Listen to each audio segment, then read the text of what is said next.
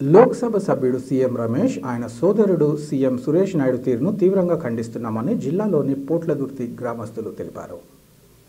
కడప నగరంలోని YSR memorial press క్లబ్లో ఏర్పాటు చేసిన విలేకరుల సమావేశంలో పోట్లదుర్తికి చెందిన వరప్రసాద్ రెడ్డితో పాటు గ్రామస్తులు మాట్లాడారు.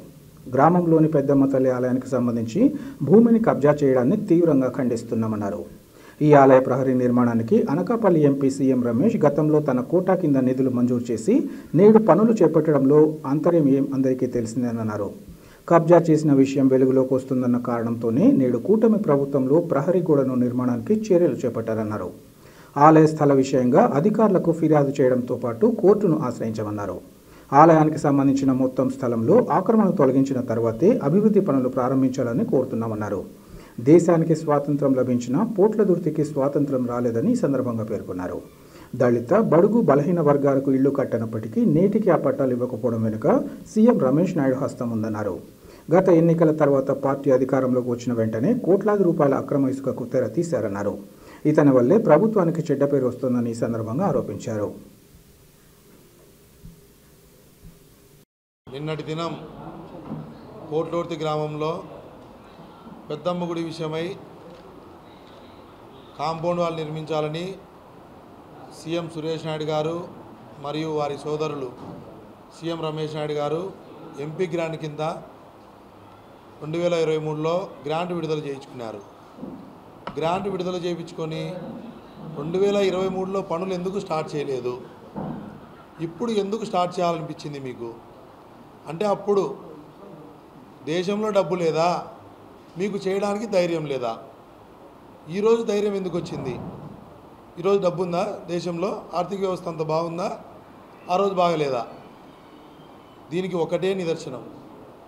ఆ రోజు వాళ్ళు 2023లో పనులు స్టార్ట్ చేసినట్లయితే వాళ్ళు ఈరోజు ఏదైతే గుడికి సంబంధించినటువంటి స్థలం ఆక్రమణకు గురి చేసుకున్నారో, ఆల్రెడీ గురి చేసుకున్నారు, అది ఆ రోజు బయట పెడితే అప్పుడున్నటువంటి ప్రభుత్వం ఎక్కడ మమ్మల్ని ఇబ్బంది పెడుతుందో అని చెప్పి ఆ రోజు పనులు స్టార్ట్ చేయలేదు.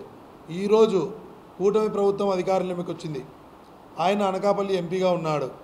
సో ఎవరు మాట్లాడరు, నాకు ఎదురు ఉండదని చెప్పి ఆ స్థలానికి ఆక్రమణ గురి చేసుకొని 3.9 ఎకరాల్లో ఉన్న భూమిని చుట్టూ కాంపౌండ్ వాల్ కట్టకుండా కేవలం 1 ఎకరంలో మాత్రమే కాంపౌండ్ వాల్ కట్టాలని నిర్ణయించుకున్నాడు. ఎందుకు 1 ఎకరంలో కాంపౌండ్ వాల్ కట్టాలని మీరు నిర్ణయించుకున్నారు? మీరు నిర్ణయించుకునే దానికి కారణం ఏంటి తెలుసా? ఆ 1 ఎకరంలో కడితే నేను బీగం వేసుకుంటా, గేట్లు పెట్టుకొని, బీగాలు మా ఇంట్లో ఉంటాయి, నా దగ్గరకు వచ్చి అడిగేవాళ్ళు ఊర్లో ఎవరు లేరు, నా ఇష్టానుసారం అయిపోద్ది, రాబోయే కాలంలో నేను దాన్ని అనుభవించడానికి అవకాశం ఉంది. ఎందుకంటే గతంలో పోట్లదుర్తిలో 2014-19లో వచ్చినటువంటి కుట్టు మిషన్ల కేంద్రం ఉంది. ఒక కాంపౌండ్ బిల్డింగ్ కట్టారు. ఆ బిల్డింగ్ కీస్ ఎక్కడ ఉన్నాయి? ఈరోజు ఆ కుట్టు మిషన్ల భవనం వర్కింగ్లో ఉందా? లేదు. ఎందుకంటే నీ ఆధీనంలో ఉంది. ఎవరు వచ్చి అడగాలి నిన్ను? ఇప్పుడు వచ్చి అడిగినాం, అయ్యా నువ్వు 3.9లో కాంపౌండ్ వాళ్ళు కట్టయ్యా, మాకు కడితే మేలు అవుతుంది, అందరూ వచ్చిన ప్రజలు కానీ భక్తులు కానీ ఇబ్బందులు లేకుండా ఎలాంటి ప్రాణ నష్టం జరగదని చెప్తే నువ్వు ఎవరి మాట బేషరతుగా వ్యతిరేకించి నీ యొక్క ఒక్క తీరుతోనే అది కట్టడానికి నువ్వు చూస్తున్నావు. అది నిన్న ఎండోమెంట్ డిపార్ట్మెంట్ వాళ్ళు మధ్యాహ్నం వరకు నువ్వు పనులు సాగించినావు, ఆపేసినారు, చిన్న గలాట జరిగిందంటున్నారు. గలాట ఎందుకు జరిగిందో చెప్పమంటారా? దయచేసి మీరందరూ హిందువులు గమనించండి. ఆయన సభా ప్రాంగణంలో, ఆ గుడి ప్రాంగణంలో, గుడి లోపల సిగరెట్ తాగుతున్నాడు.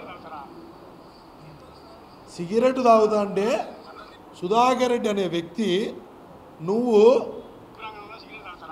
గుడి ప్రాంగణంలో సిగరెట్ తాగుతావని అడిగినందుకు నీ బుద్ధి పుట్టింది చేసుకోపోరా అంటాడు. అవయ్యా నువ్వు సిగరెట్ తాగుతావని నేను అడుగుతానా? ఇప్పుడు అడుగుతానయ్యా ప్రెస్ ముందరా, నువ్వు సిగరెట్ తాగుతావా? ఇప్పుడు చెప్పు నేను సిగరెట్ తాగుతా అని. నువ్వు నా ముందర సిగరెట్ తాగింటే తెలిసిందు, నేను బయట కూర్చోండి దీక్షలో. నువ్వు నా ముందర సిగరెట్ తాగు రేపు పొద్దున ఎప్పుడైనా గుళ్ళో. నీ ఇష్టమా? నీ జాగీరా ఏమన్నా పోట్లదుర్తి? మీ అందరికీ స్వాతంత్రం వచ్చిందయ్యా, మా పోట్లదుర్తికి స్వాతంత్రం రాలే. నేను గర్వంగా చెప్తున్నా, మాకు రాలే స్వాతంత్రం. ఎవరైనా, ఏ అధికారైనా, ఏ రాజకీయ నాయకుడైనా ఒక నెల వచ్చి మా ఊర్లో సంసారం చేయండి. ఒక ఇల్లు బాడెక్కి తీసుకొని కాపురం ఉండి చూడండి. మీ అందరికీ నేను చెప్తానా, బడుగు బలహీన వర్గాల పార్టీ కూటమి పార్టీ అంటారు. నేను ఈరోజు కూటమి పార్టీని అడుగుతున్నాను. నేను కూటమిలో కార్యకర్తనే కదా, కానీ మేము రాజకీయంగా రాలే ఇక్కడికి, గ్రామస్తునిగా వచ్చి అడుగుతున్నా. కూటమి ప్రభుత్వంలో బడుగు బలహీన వాళ్ళకి పెద్దపీట అన్నారు. మా ఊర్లో ఏ పీట వేసినారు తెలుసా? మీరు ఏవైతే 294 ఇల్లులు 1999 2004 మధ్యలో ఇల్లులు కట్టించిందో చంద్రబాబు నాయుడు ప్రభుత్వం, అప్పుడు టీడీపీ, ఆ ఇళ్ళ పట్టాలు ఇంతవరకు ఇవ్వలేదయ్యా. ఏదైతే బీసీలకు ఇల్లులు కట్టించారో ఇల్లు లేని వారికి 294 మంది ఎమ్మెల్యేలకు గాను 294 ఇల్లులు కట్టించారు. అప్పుడు శాంక్షన్ చేసి ఆ ఇల్లు కట్టిన వాళ్ళకు ఇప్పటి వరకు ఇంటి పత్రం ఇవ్వలేదయ్యా.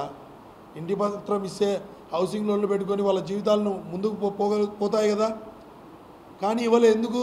ఇస్తే నా మాట వినరు. ఇప్పుడు ఆయన ఏం చేస్తాడంటే, ఎవరైనా ఒక వ్యక్తి ఆయన కాదని వేరే లీడర్ దగ్గరికి, తెలుగుదేశం పార్టీ ఎమ్మెల్యే దగ్గరికి పోయినా కూడా పోట్లవర్తి నుంచి వాని ఇంటికి బీగం వేయండిరా. ఫస్ట్ ఆయనకు వచ్చే మాట వాని ఇంటికి బీగం వేయండిరా. రెండో పదము స్టేషన్లో కేసు. ఈయన వాడుకున్నట్టు ఉపయోగించుకున్నట్టు పోలీస్ డిపార్ట్మెంట్ను ఈ రాష్ట్రంలో, ఈ దేశంలోనే ఎవరు ఉపయోగించుకోరు.